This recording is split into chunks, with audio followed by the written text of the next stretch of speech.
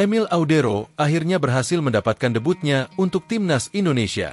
Yap, Emil yang tampil di laga perdana di GBK dan di laga krusial mampu membuktikan kelasnya sebagai kiper kelas atas.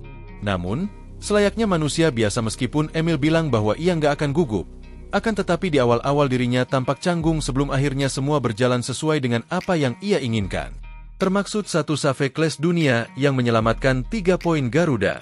Sesuatu yang kemudian membuat Marten Paes diketahui cuman bisa tersenyum, karena ia tahu saingannya di timnas benar-benar akan memacu dirinya untuk bekerja lebih keras ke depannya. Sebab biar gimana pun dari sisi pengalaman main di top level, Emil masih satu level di atas Marten.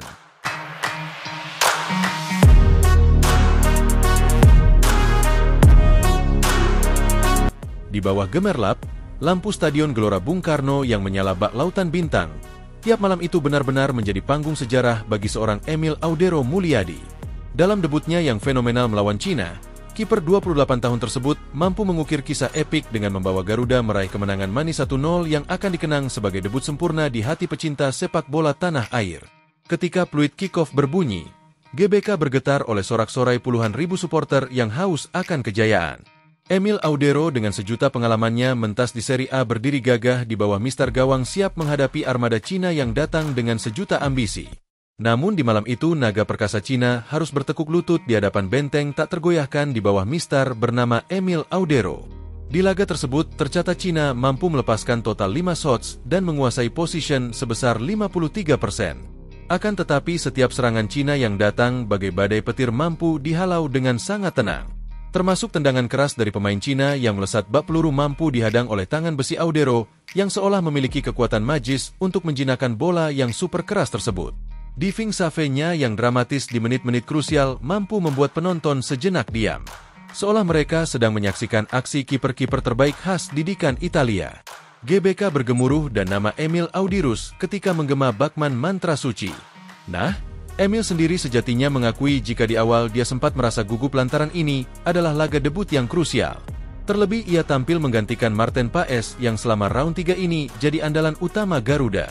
Dan meskipun sebelum laga ia berujar kalau dia nggak gugup, tapi ketika peluit dibunyikan, ia bahkan sempat merasakan kakinya sedikit kaku hingga beberapa kali terjadi miskomunikasi di babak pertama. Barulah setelah semua terkendali, Emil Audero mampu tampil selayaknya level yang dia miliki.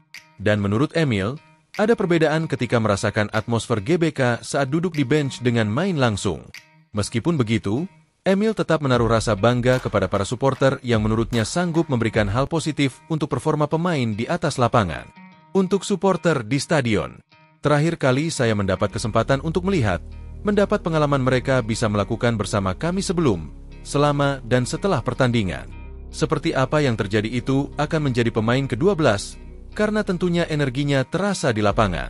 Mungkin terkadang sedikit terlalu banyak, karena terkadang kami tak bisa mendengar pemain lain berbicara. Terkadang susah untuk mendengar, karena terlalu bising. Tapi itu suatu hal positif bagi kami. Ini sangat menarik. Terima kasih untuk supporter yang hadir di stadion dan melihat di TV. Tegas Emil.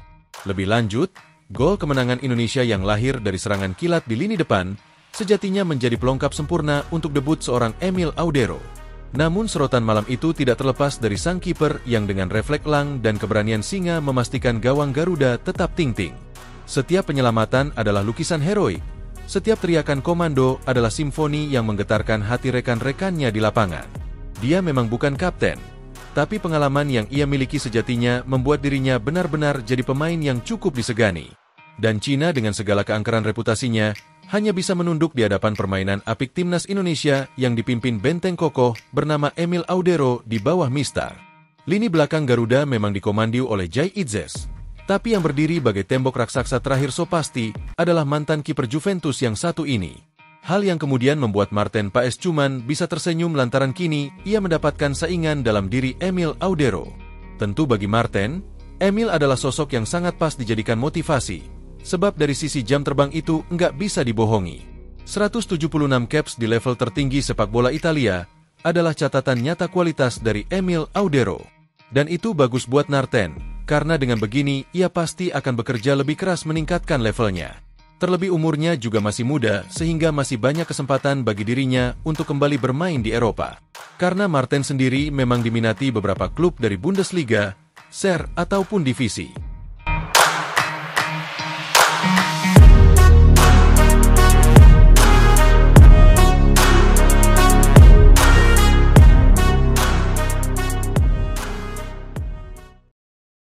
Gelandang Cina, Yang Mingyang langsung melancarkan perang urat syaraf jelang duel di markas Timnas Indonesia dalam ajang kualifikasi Piala Dunia 2026 Zona Asia.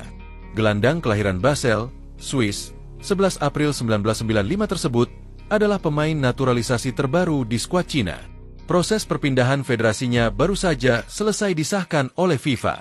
Sebelum membela Cina, ex-pemain Wolverhampton Wanderers tersebut sudah kenyang pengalaman di tim nasional Swiss level kelompok usia.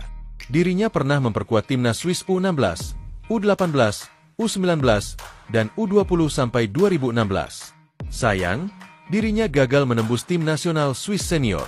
Pada 2021, Yang Mingyang sebenarnya sudah memutuskan untuk memilih paspor Cina. Namun, proses perpindahan federasinya baru disetujui oleh FIFA pada 19 Mei 2025 lalu. Kabar itu memastikan sang pemain bisa tampil untuk 2 laga lawan Timnas Indonesia dan Bahrain Juni 2025 mendatang di kualifikasi Piala Dunia 2026 Zona Asia. Pemain 29 tahun tersebut siap menjawab kepercayaan Branko Ivankovic di sesi latihan. Sekarang tugas saya adalah berlatih dengan baik dan berusaha sebaik mungkin di setiap sesi latihan, ujar Yang. Pertama, lihat apakah pelatih akan memanggil saya bermain dalam pertandingan, lanjutnya. Yang membeberkan bahwa dirinya adalah seorang gelandang pemutus serangan yang lebih mengutamakan kecerdasan dalam membaca permainan lawan. Jika sudah menemukan momentum tepat, dirinya tak ragu untuk mengambil bola dari lawan tanpa ampun. Saya adalah pemain yang bisa berlari, berjuang, dan bekerja keras, kata mantan pemain klub asal Spanyol, Jumila, tersebut.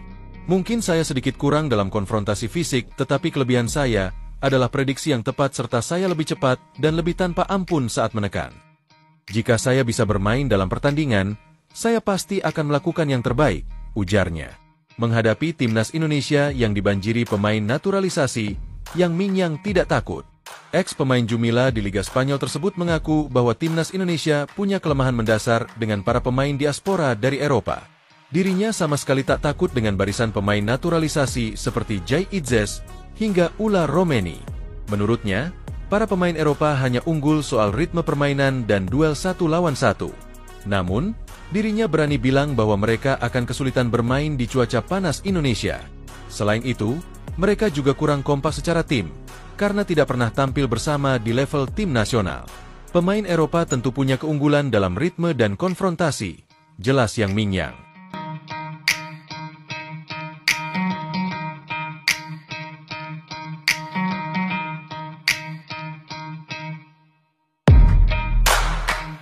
Media Korea Selatan menyoroti suasana ruang ganti Cina yang memanas jelang lawan Timnas Indonesia pada kualifikasi Piala Dunia 2026 Zona Asia di Stadion Gelora Bung Karno GBK, 5 Juni 2025. Tim naga arahan pelatih Branko Ivankovic pun mulai mendapat tekanan dari publik Cina, terutama sejumlah supporter hingga pengamat sepak bola. Salah satu media Korea, Starnes Korea menilai ada pesimistis menyelimiti Timnas Cina jelang laga hidup mati lolos ke Piala Dunia 2026. Pasalnya, Cina saat ini masih menjadi tim juru kunci grup C kualifikasi Piala Dunia 2026 Zona Asia. Jelang laga krusial melawan Indonesia dalam lanjutan kualifikasi Piala Dunia 2026 Zona Asia, tim nasional Cina diliputi suasana pesimistis.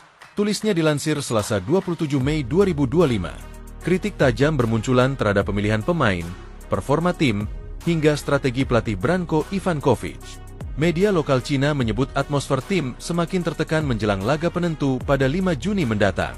Salah satu sorotan tajam datang dari pemanggilan Yang Mingyang, gelandang naturalisasi berusia 29 tahun dari klub Chengdu Rongcheng.